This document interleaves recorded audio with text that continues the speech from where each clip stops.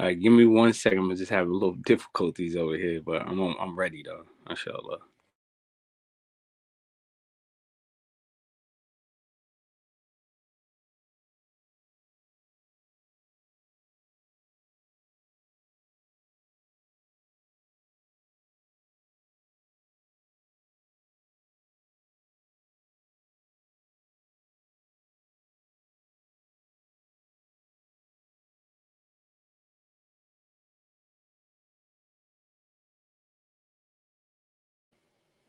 Assalamu alaikum rahmatullahi barakatuh.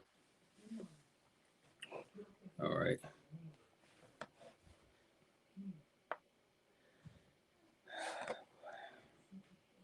Bismillahir Rahmanir Rahim. Wa sallallahu ala Sayyidina Muhammad wa ala alihi wa sahbihi wa sallam. رضي الله تعالى عنه وسرد التابعين وعلماء المدينة وأئمة أربعة المجتهدين ومقلديهم إلى يوم الدين أما بعد. السلام عليكم ورحمة الله تعالى وبركاته. All right, so we've made it to the section pertaining to Taiyamun, right, which is basically a dry wudu. Tayammum is used out of absolute necessity. It's not an obligation. It's more so a rukhsa concession. When and it's based on condition. Without that condition, then it's not permissible to use it. Right. Tayammum is only used during emergency situations. Give me 1 second.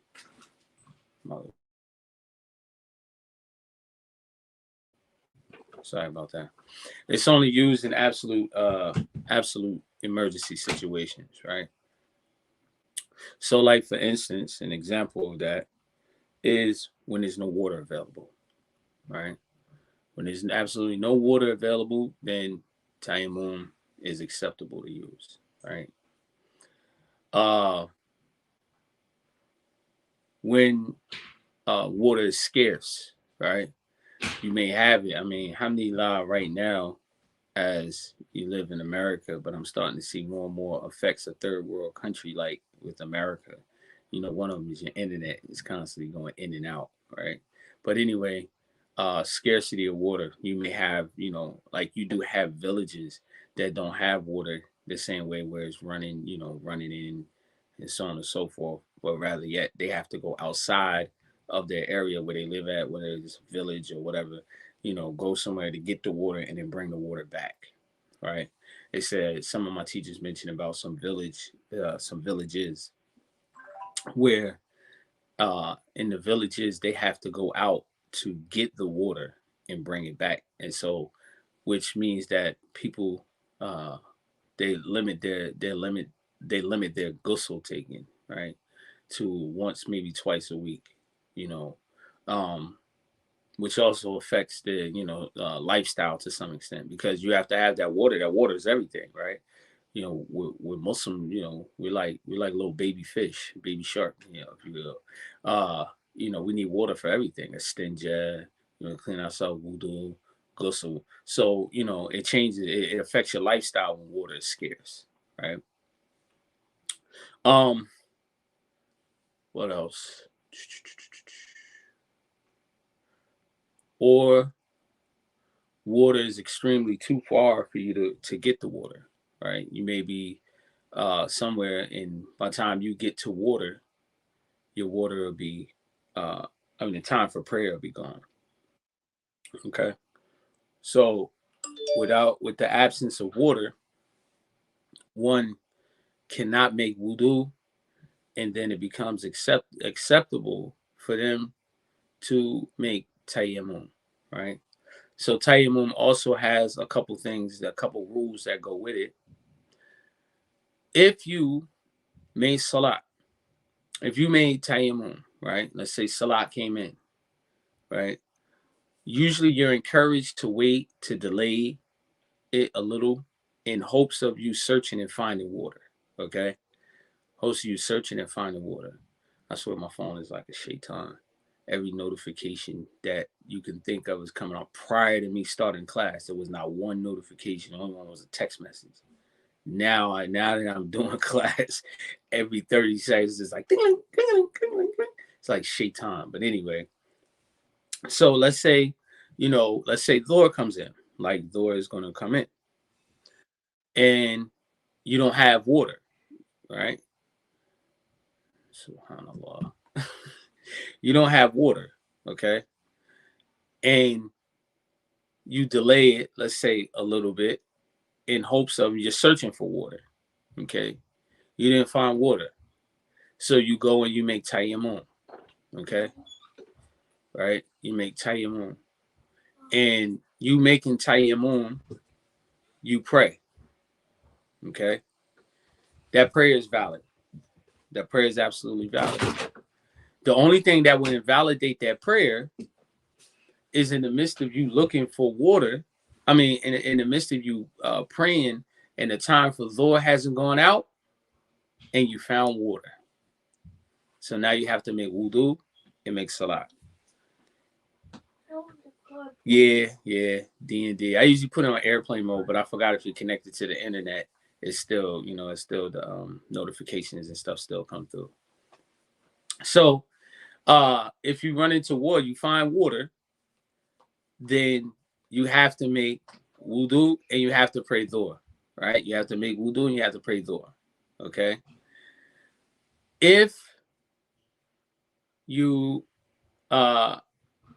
prayed, let's say you made wudu, right? And after you made, you made Taiyamun, okay? And you made salat, all right? And the salat time left, and it say Asr, we use Dhuhr as the example, and Asr time comes in, then you only have to make wudu for Asr, right? Because Dhuhr is already came and gone, okay? And it's based on that condition. The third thing is that Tayammum is only good for one salat. Okay, so in between each salat, you have to look for water. You cannot build a life around, well, I ain't got no water. You just keep making Tayammum. You have to be in search for water. If you can't find it, then of course you go ahead and make Tayammum and you pray. All right. Tayammum is considered like I said, a concession, or the Arabic word is ruqsa, right? It's considered a concession or ruqsa, and also it's a ruqsa, but also it purifies you when you've broken wudu, and it also purifies you when you have when you're broken wudu, or you're in a state of janaba, whether that be from the completion of your menstruation, right? Or you had intercourse and you can't find water to make ghusl, right? Or you had a wet dream. Those things that will qualify you to make ghusl. We just finished that the other day. Last class, I'm sorry. I didn't say the other day. So it qualifies you have to make ghusl. However, intercourse is haram for a person until they make ghusl, right? So if a person, let's say for instance, a wife, she completed her mens or her postpartum bleeding, lochia, right? She either one of the two. She stops bleeding and she doesn't have water, but her husband wants to be intimate. It is impermissible for them to be intimate with each other until she makes a ghusl. Likewise, the same thing, Taiyamun does not make her permissible to have intercourse with her, okay? So this still leaves her in the state of janaba where she cannot have intercourse, all right? Now, so we're going to discuss Taiyamun is made with surface earth, soil, sand, right? Salt flats, okay? Grass, anything that grows on the earth's surface, okay? Now, a brick, unless it's a mud clay brick, you can't make Tayammum with that. Right? I'm talking about the red bricks. If you anywhere, Philly, New York, whatever, they got red bricks. That's not from earth. That's not made from earth. However, if it was mud, clay, bricks, right? And this sometimes you'll see this in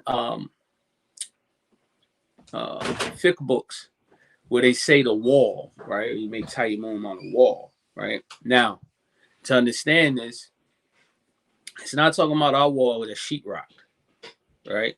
It's talking about a wall that's made from mud, clay, bricks, because the source of the mud is from surface earth, okay? It's from the actual surface earth. So therefore, the using that, striking it to use the dust from it in order to make Taiyamun wouldn't be acceptable for sheetrock, mud clay. I mean, not mud clay. I'm sorry, but the brick that we use, or concrete, anything of that nature. Okay, understand that. So therefore, when it's talking about walls, it's talking about walls that are made from mud, clay, bricks, like natural source. Natural source. Okay, salt flats. Grass. These are used. Well, I'm sorry. Let me rephrase it. Let me correct myself. Grass cannot be used for Taiyamun. I'm sorry. I jumped. I'm thinking of something else.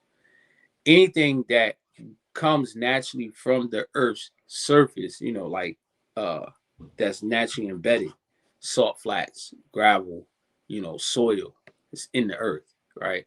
Grass grows out. So it grows out as a surface. So you couldn't use grass for Taiyamun. All right. You couldn't use grass. Only thing that grows from it, like, weeds or trees or something like that. You can't use that. It has to be surface, earth that's embedded. So you got soil, you got salt flats and sand, right?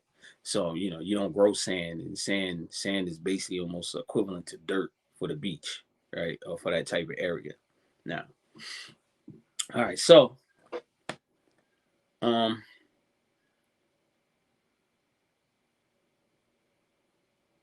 we'll give the description of Taiyamun, and then after that we'll talk about, we'll mention the Sunnah, and it's obligation is wajibat, and then also Sunnah, and then we'll be done with class, inshallah.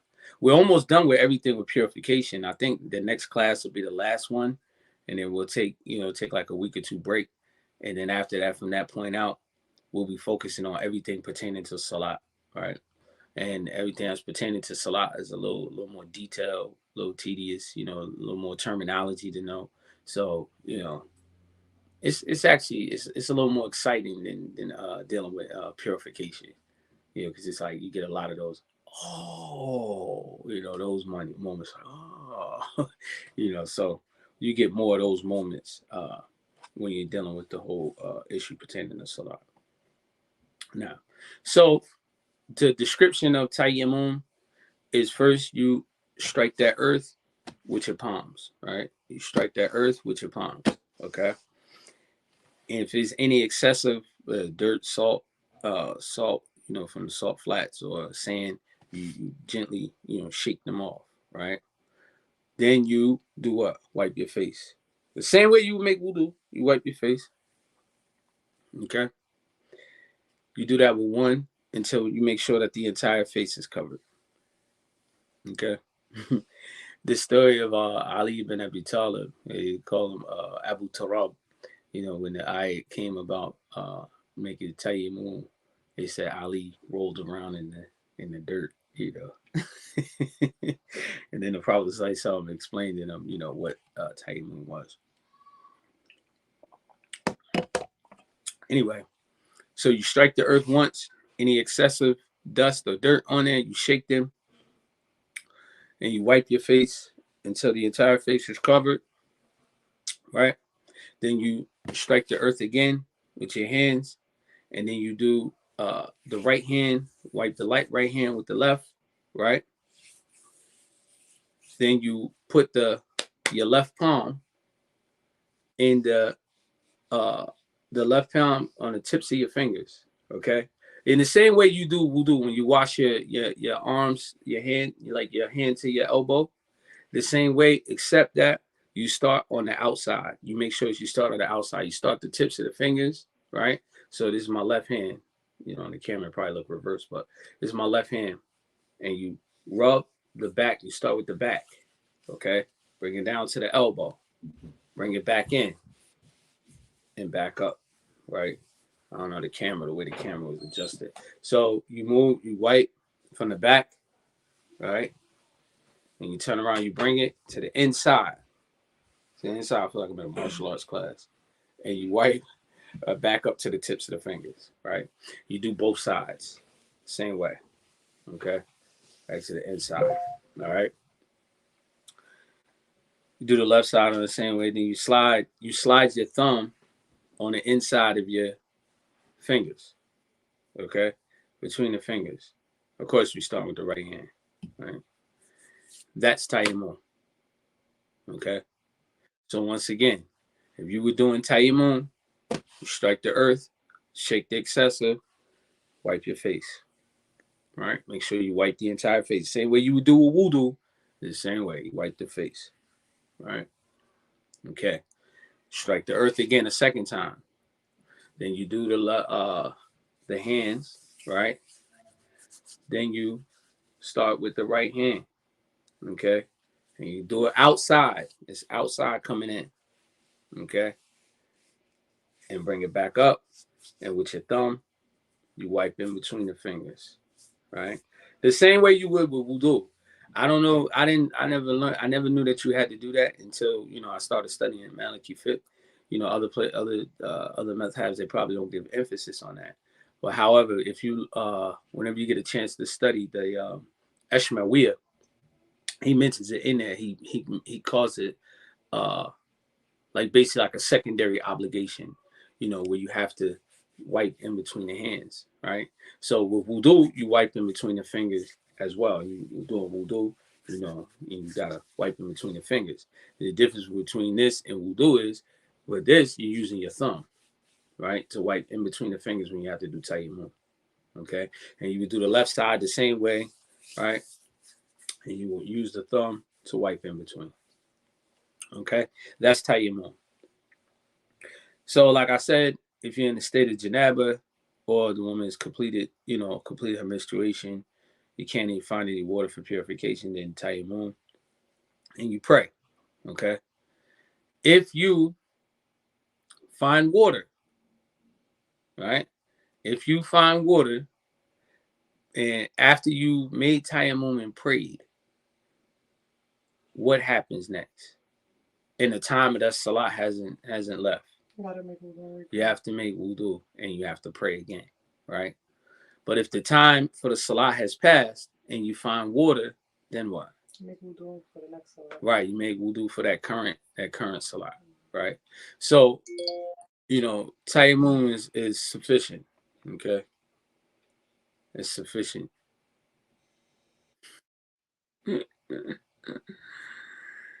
Yes, now I'm laughing because my notifications is driving me insane right now.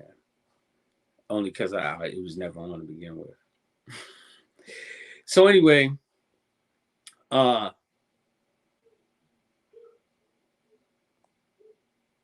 that's as far as Taiyamun. Now we're gonna go back to Umdat'l Bayaan, and we're gonna go to the section of Taiyamun, right? Okay.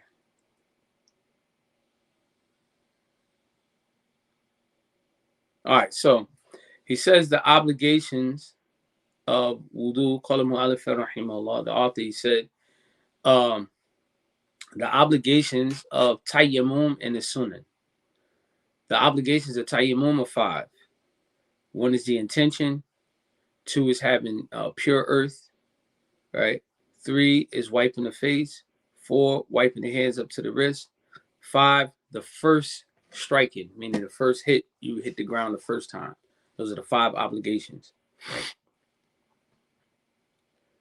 As far as the Sunnah of Taiyamun, there are 3.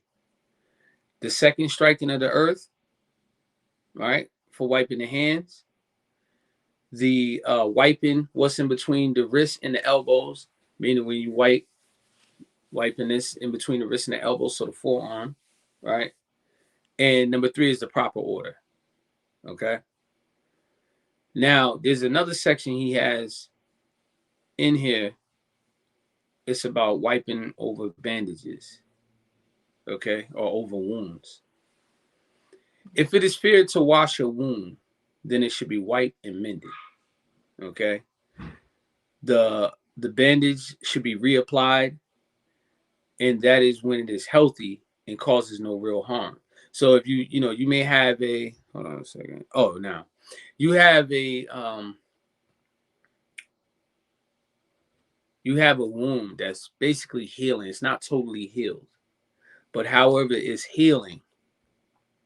To take the dressing off, right? To take the dressing off may delay its recovery, right, or make it worse.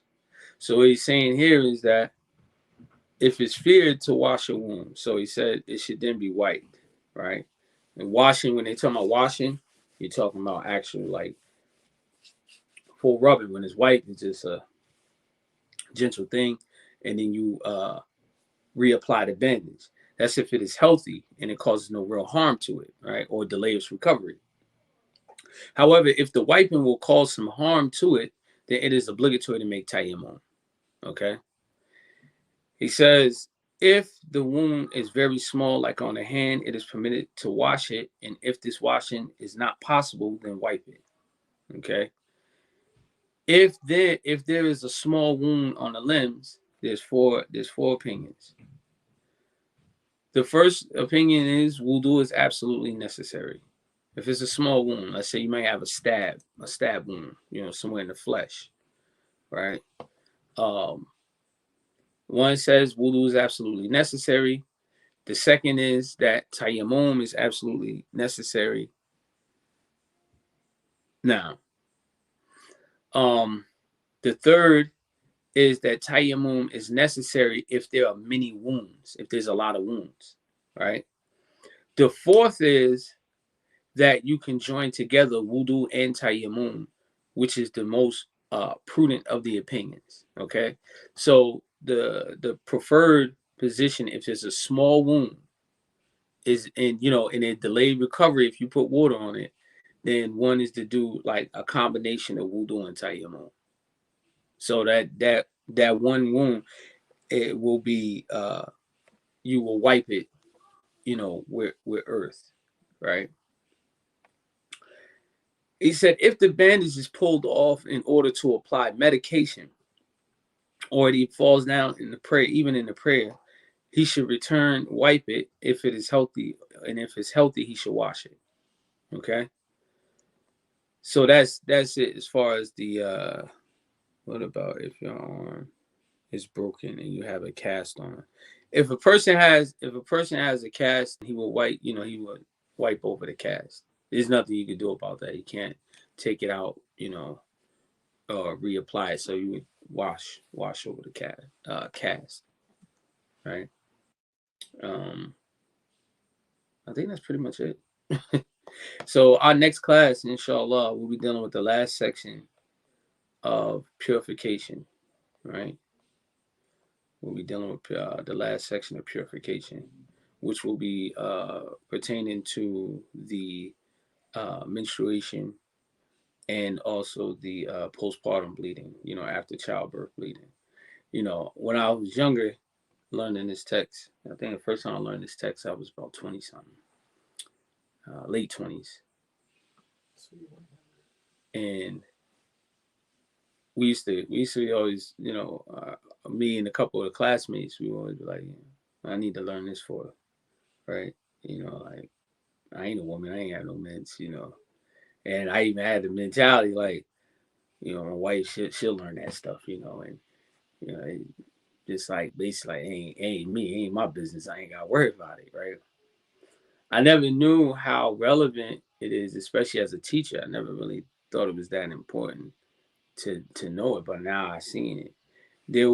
You found out there's, as a teacher and as an imam, I found that there's more sisters, even when they thought they knew, didn't know how to properly purify themselves from their mints, or uh, or even know what a mince is, right? So, sometimes you'll have these situations. Hold on a second. Are these rules are the same in all schools, Shafi? No, no, they change. They're interchangeable. They change. Uh, I can't think. My encyclopedic brain isn't working right now where I can give you references from the other schools on the subject.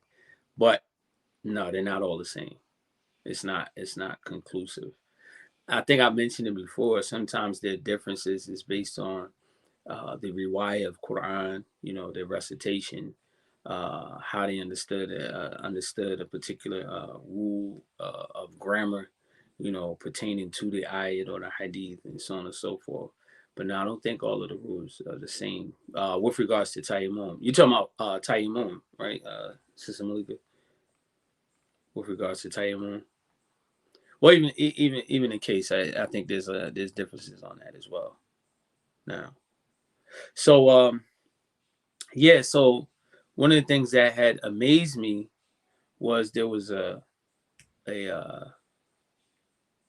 a sister. She had called me, and she was becoming concerned because she said she hasn't made salat in almost a year and a half. And I'm like, why didn't you make salat? She says, well, my mints never goes off. And I'm like, what you mean? She said, my mints never goes off. And I was like, well, that's not. I said, some of it is your mints and some of it is not.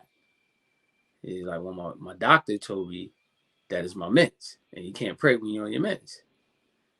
And I was like, well, the Prophet said mentioned that your mints is only for a half a month, right?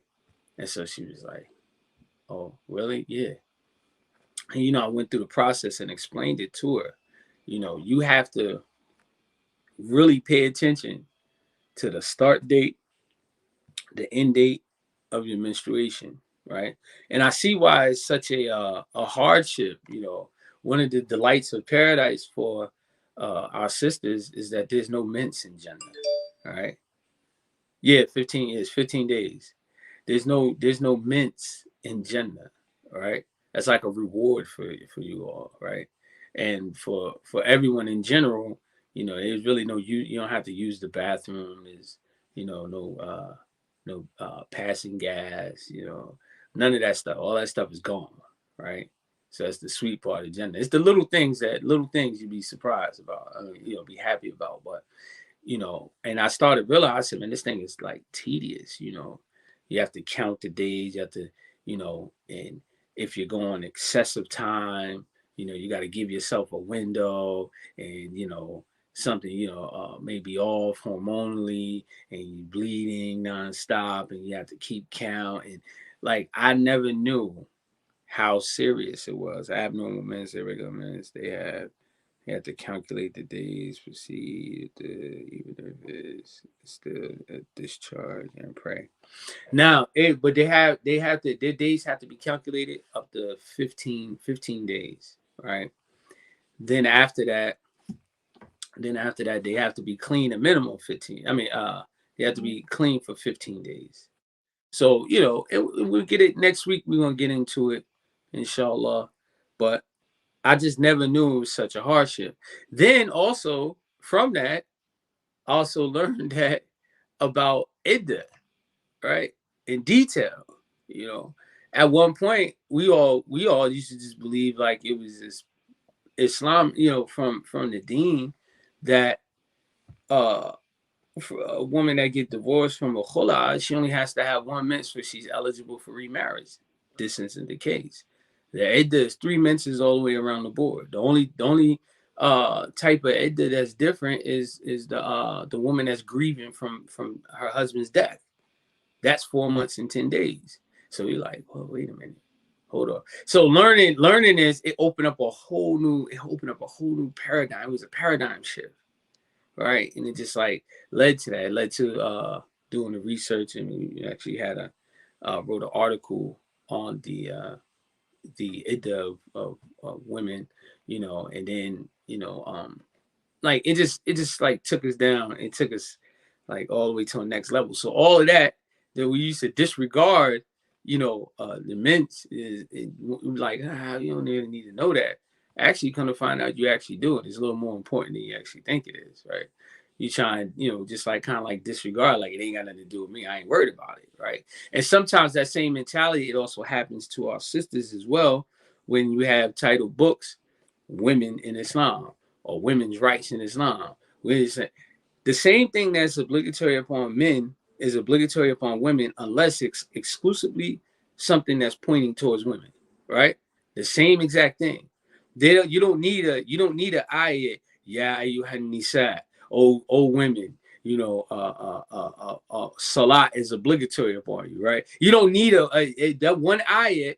You know, that says salat is obligatory. That's the ayat that everybody accepts. You don't be like, well, it don't say women, so we ain't got to pray, right? That's nothing but the shaitan, and that's a little bit of that feminist, and that not yeah, a little feminist influence. Let me see. The woman is body.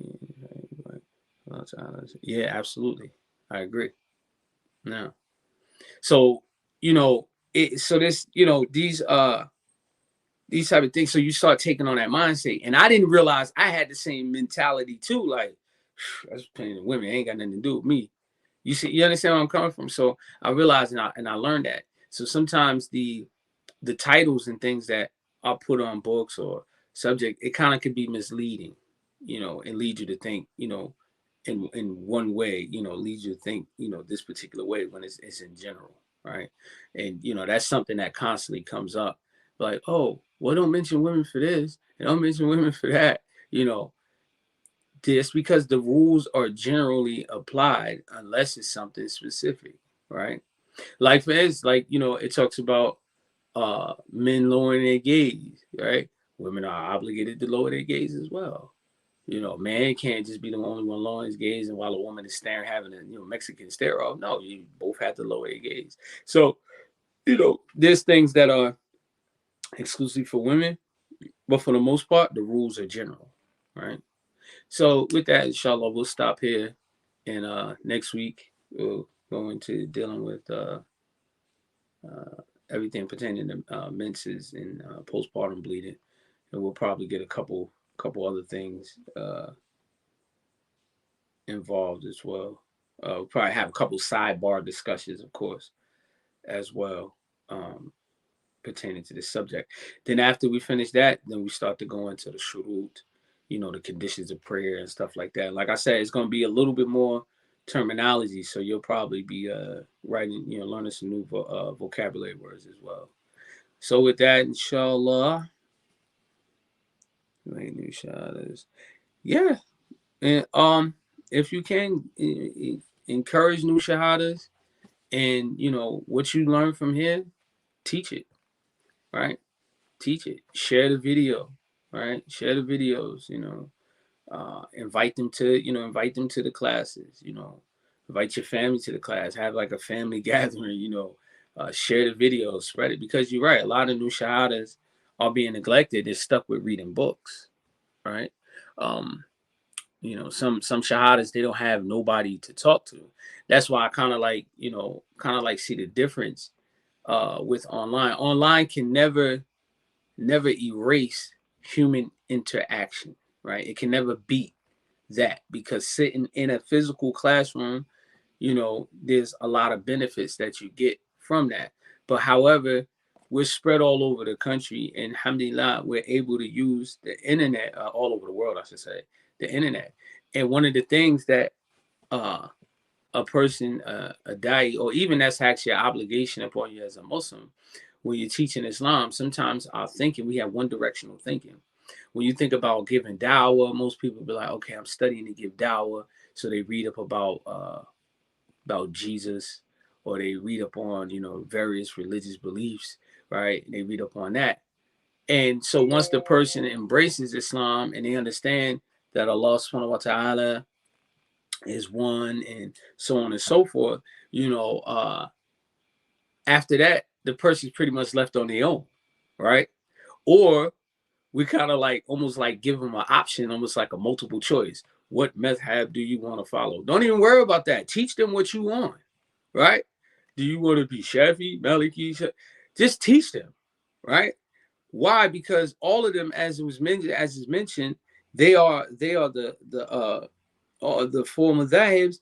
They're all path to khayr. They're all path to good, right? And paradise is the ultimate goal, right? So, it's not like joining a sports club. Sometimes in our mind, in the way we approach things, it says most time I can't make it now. And originally with our Jama here in Philly, that's the reason why we started doing classes online. That's why we started doing SoundCloud, for sisters who couldn't make it to Juma and so on and so forth. Now, but back to what I was saying, sometimes we treat the madhahibs, first of all, they're schools of law, okay? The same adab that people have with the United States constitutional law or the state constitutional law, that you treat it as so sacred, you didn't treat the Sharia even more sacred, right? But when it comes to the Sharia, it'd be like, I ain't messing with that. I'm doing this. I ain't doing that. I'm doing this. And there's no, there's real no commitment to study, right? But anyway, don't even worry about whatever you want, they gonna be on, right? If they decide to, pick up the mantle of advanced studies, then they'll get into the different schools, right? This is just a thing that I think has been misplaced now. We kind of like pride ourselves on it. And I mentioned this yesterday in yesterday's khutbah. A lot of people claim, yo, Maliki.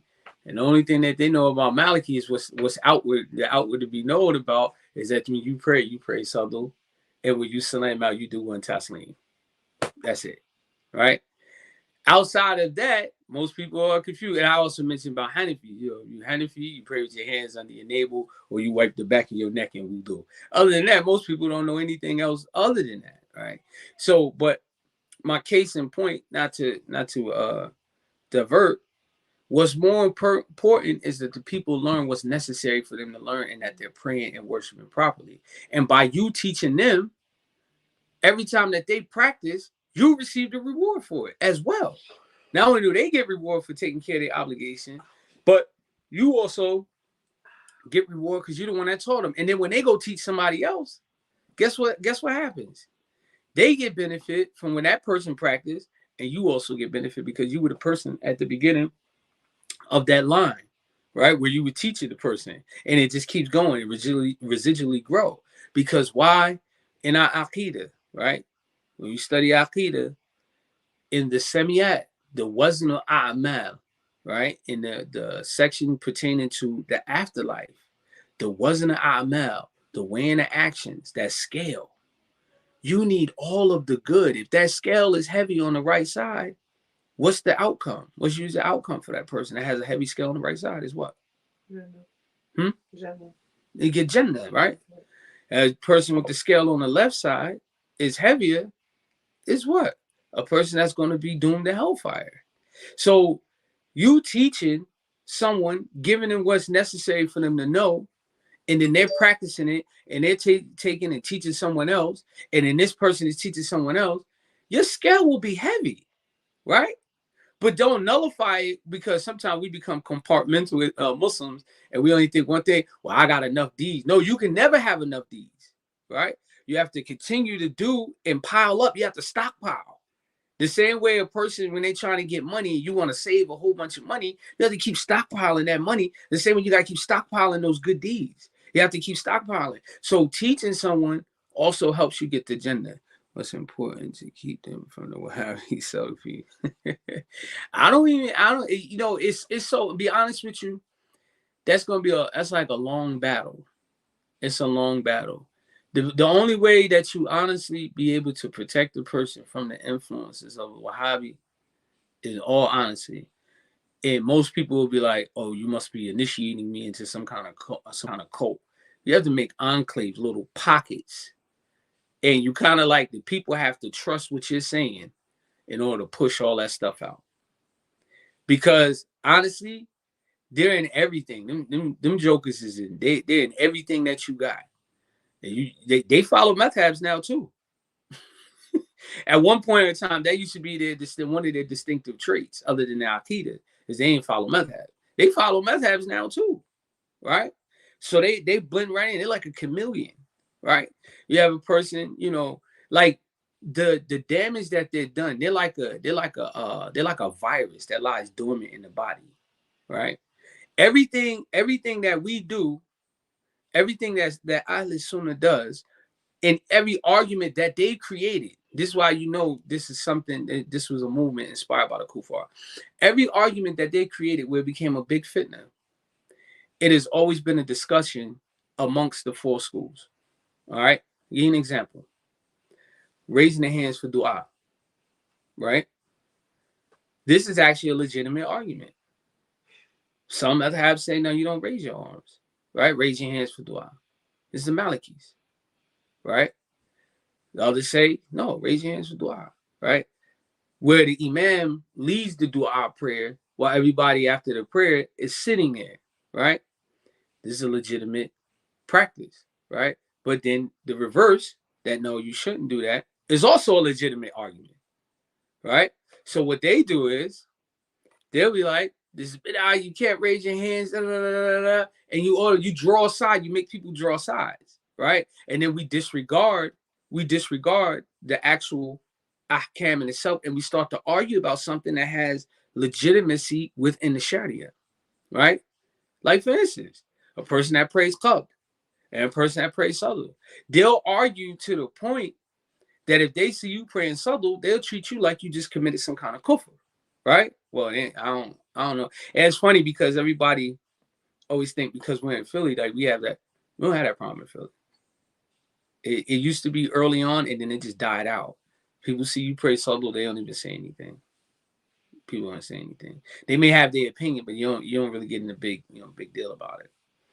You have to increase in knowledge of aqidah to be certain of your dawah. Yeah, of course. You have to. But this is the thing. With regards to aqidah, what's primary to focus on is the usul. Everything stems from the usul, right? Then you have what is known as as ilmul kalam. Ilmul kalam is equivalent to a person who is a fighter. Okay, your basic style of fighting is just basically, I got two hands, I got 2 feet, and I throw one, I throw two, right?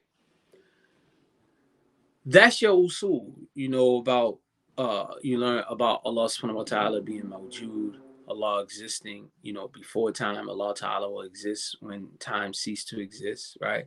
Knowing that time and space is created, right? That Allah doesn't resemble creation, that Allah is ghani, he's independent, independent of makan, of place, and makhassas and specification, right? You learn all of those, that's your usul. Then you also learn about the prophets, because that's also another sickness that people have as well. They'll attribute faults and errors to the prophets, especially if you're a person coming from a Christian background and used to read the Bible, right? They accuse prophets of stealing people's wives, committing incest, and all these things. And we learn, we, the Muslims, we believe this is false. Prophets don't commit sins. They're protected against sins and errors, right? So you have this as well. This is just as important as knowing that Allah Ta'ala doesn't resemble creation, right? This is just as important.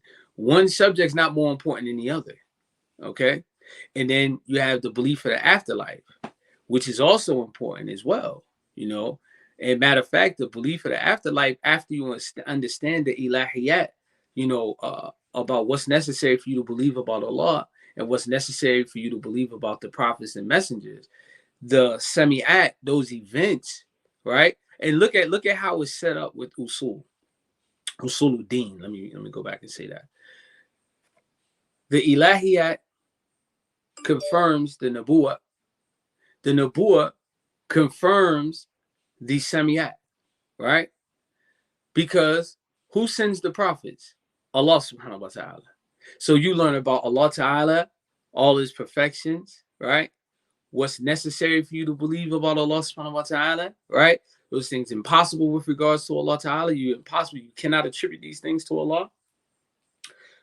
That verifies the veracity, the truthfulness of the messengers. How you can't attribute fault to them, accuse them of lying and being treacherous and things of that nature, right? Because if you say those things about them, then what do you say about Allah, right? So then you have the sami'at, right? Those things, and the word sami'at doesn't mean afterlife. That's what it's referring to. Sami'at comes from the same word as sami'a, right? A sami, hearing. So these events that you hear, who do you hear these events from? Allah and his messenger, right? So now you learn about what goes on in the grave. You learn about the malaika, right? Our naked eyes haven't seen an angel, but our Prophet sallallahu alaihi wasallam has, and he's told us about it. Allah subhanahu wa ta'ala created the angels and he told us about it. So what they say, we have to believe with regards to that. Some people still have the same belief that Christians believe when it comes to angels, that they're human, like baby-like, right? You ever see some of them, I forgot the proper title that you call for it, but you ever see some of them paintings where they have angels, right? And it's usually some old butt naked white baby, usually girls with curly hair with wings on the back, and so on and so forth. This is what they've attributed. Even Allah Ta'ala vindicates the angels from being females, right? He says in the Quran, right? They don't eat, they don't drink, right? All they do is worship Allah subhanahu wa ta'ala. So what Allah and his messenger says, that's what we have to believe. And so the events of the afterlife, you will not know about them unless it is coming from Allah or his Prophet sallallahu alaihi wasallam. Any scholar who talks about the afterlife, they have to get their information from Allah and his messenger. It has to be transmitted like that. Has to be. So therefore, the foundation, the usul. Now, once you understand the usul, right, usuluddin, and you get to the semi'at, you get to the afterlife, right? It starts off by talking about the angels, right? What else with the angels?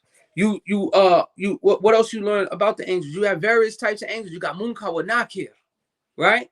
The angels that interrogate you. You got raqib and atid, the ones who's writing, everything that you're saying and what you're doing. It is being written.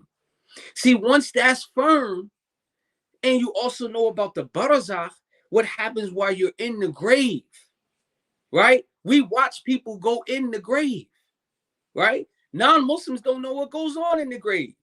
That's why they always talk about, SIP, sleep in peace, PIP, play in paradise, all of these different things. We can't say that for a person. The only person we can say that for is another believer. Rahimahullah, rahmatullahi alayh. May Allah give him Jannah. May Allah make your grave wide, right? You can't say that for the kuffar, right? But however, we know from the time that person goes in the grave, and we even censor our loved ones that's at our janazah not to cry, scream, and wail because it harms us, not them, us. So we tell them, yo, listen, please, try to keep the minimum to crying to a limit, right? It's so important to hold your emotions that women can be censored from coming to a janazah, right? You see how important it is? This is the semi'at. So once you understand the ilahiyat, you know about Allah subhanahu wa ta'ala, you know about the prophets, the semi'at, everything you're going to hear about from this point already, because your iman is firm in the first two that you're dealing with. That last thing that you're hearing about, the semi'at, the barzakh, what goes on in the grave, about the angels, right?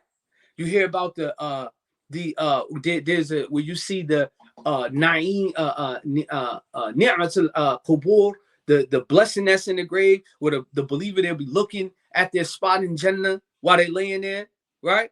I mean, literally looking at your spot in Jannah. The only thing you got to do now is just like wake up. Think about it. Like, you're gonna get married. That anxiety you feel, you're about to get married now. Let's you remarrying somebody you've been with before. For some reason, we don't ever act like we happy to be back with that person. If you want to be back with her, you wouldn't be with her. So you need to stop fronting and start acting like you happy, like yo, I'm back with my baby. But anyway, you looking at your potential spouse. Everything is taken care of. The wedding's taken care of. Walima paid for. You even rented a Bentley to take you and your wife, to whatever luxurious resort you're gonna go to, right? You know what I mean? Yeah, like you got this whole thing laid out. The mahar is taken care of. You got the biggest mahar you can ever find in life, right? This is in our minds. This is a good thing. This is how you'll be laying in the grave and you're looking at your spot in Jannah like, man, the only thing you got to do is just wake up and go to it. That's the same way of being in the grave. On the other hand, if you're not a person that is getting that blessing, then you receive all kinds of punishments. You receive various punishments for various actions and behaviors as well, right? This is the semi'at. Then you're talking about the wazn al-amal, the scale. See, once you know about this and it's firm, you have to be solid in your belief about Allah and His messengers. And then when it comes to the semi'at, once you know the semi'at, following fiqh and tasawwuf and all that stuff will be a struggle, but it's easy. Why am I saying it's easy? Because your motivation is, I'm trying to get the Jannah. I'm trying to get the Jannah. I'm trying to get the Jannah. See, you understand what I'm saying? I'm trying to avoid the hellfire. I'm trying to avoid the hellfire. And you really start to behave, think, and act like this. So, in giving dawah, this is what we're ultimately trying to call people from. We're giving dawah so we can get out of hellfire. We're giving dawah so we can get Jannah, so that Allah be pleased with us. That's the objective, not to have our names written in books, right? Or for the people to say, yo, he was the champion, he was the scholar, he was the sheikh of his town. We're not concerned about that. What we're concerned about is soul saving our own souls and saving others, those who we love, and then saving humanity in general, right? That's what we're concerned about. When that is the primary focus, I promise you, dawah hits different. People feel the sincerity. You may not even know the person, but they feel that sincerity. That sincerity hits them head, impacts them, and you leave such an imprint on them that the moment they become Muslim, they go out their way to look for you. They come find, hey, yo, I couldn't wait. You know how many stories I've heard and experienced, all that stuff, even my own personal self. I became Muslim. I like, yo, I want to go holler at such and such, brother, such and such, right? When I was a kid, there was, it was quite a few Muslim families in our projects. And so there was one of the young girls that used to live in the back of our building. It was a bunch of sisters. She used to come outside, but she was always different from the other girl. Not just she, it was all of them, right? There was a couple loose cannons in the crew, but this was she kind of like held herself a little differently, right? She was a little tomboy. She used to play basketball with us and stuff, And so I started as a kid, I started taking a liking to her, right? And I was like, yo, you came out, girl. She's like, oh no. I mean, like, it's like she just like dissed me, like, ew, no. I'm like, why? She's like, you ain't even Muslim. Well, what do I gotta do to be Muslim? She's like, ew, no, you ain't Muslim, right? And that joint kind of like affected me, like, yo, she ain't just like say, nah, I'm cool or turn me down. She said, ew, no. So, I'm like, wow, her father, I knew her father. I didn't know him personally back then, but I seen him in passing when he used to go out to work and stuff like that. Cause we used to live in the same square in our project. So you would see him going out. His wife, she used to wear full veil, niqab and stuff like that. This back in the 80s with niqab and all that. They used to go around projects, sell oils and incense and stuff. They used to knock on doors and stuff like that. So we see his wife. And I got in a little tussle with my homeboy over his wife, right? And we was sitting on the monkey bars, and she was she was leaving out, and he was like, "Oh man, they go to Ninja Lady," and I was like, "Yo, chill, man." So then he was like, and I said to him, I remember this like yesterday. I was probably about like 9 years old. I said to him, I said, "Yo, when I get older, man, I'm gonna have my white dress like that." He's like, "Man, that's stupid." Now I'm like, "No, you stupid." And then we started fighting over each other. But the whole point was because she walked by and we started fighting. because he called her a ninja. And I said, yo, I'm gonna have my wife, my girl dressed like that. And he's like, man, you stupid. And we like go back and forth like two little kids, you know. But anyway, we knew something was, you know, something was different about this family. When I became Muslim, I had them in my mind. I want to go back and see them because I want to show them I'm Muslim now. Right? You know, matter of fact, all of them, all the Muslims I went to school with, I wanted them to know, yo, I became Muslim, y'all. What's up? I'm Muslim with the crew now. You know, alhamdulillah, I was able to see them. Some of them, many of them like was dying off, you know, different things, you know, different things happen. But alhamdulillah, I was able to see him. And then I was with her father one day, and we went to, we had just came back from Jersey. I think we had just left East Orange or something like that. And he said, yo, I got to go meet my daughter. Right. And I was like, oh, all right. He's like, yo, you can come with me. It's okay. So we came now. So, you know, he at the house, he calls, he lets him know I'm coming with them.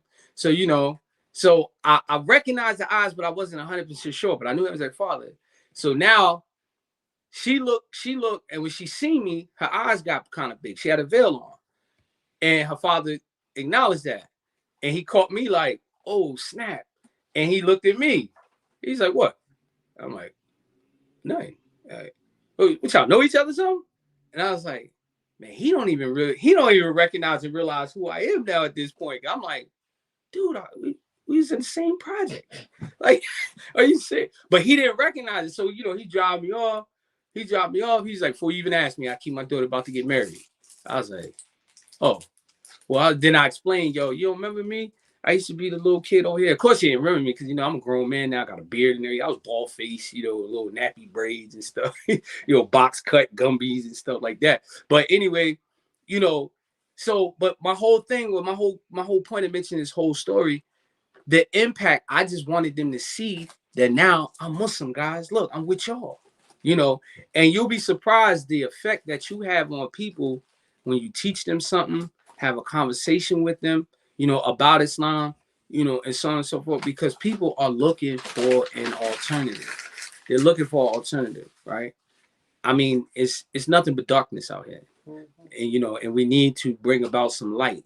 And so you all are the light, and you have to carry that information and pass it on and transmit it. So, you know, and you just got to be trustworthy. You stop at where your knowledge stops at. If you don't know, there's nothing wrong with saying, I don't know, right? I just don't know. I can find out. I can try to see if I can find some information out, but I don't know, right? The problem is with that is usually the person goes to somebody else and asks the same question to somebody else, and they start doing they shake, you know, hold on. You said what? Man, you can't keep following that Daif information, you know, and then they start recruiting, you know.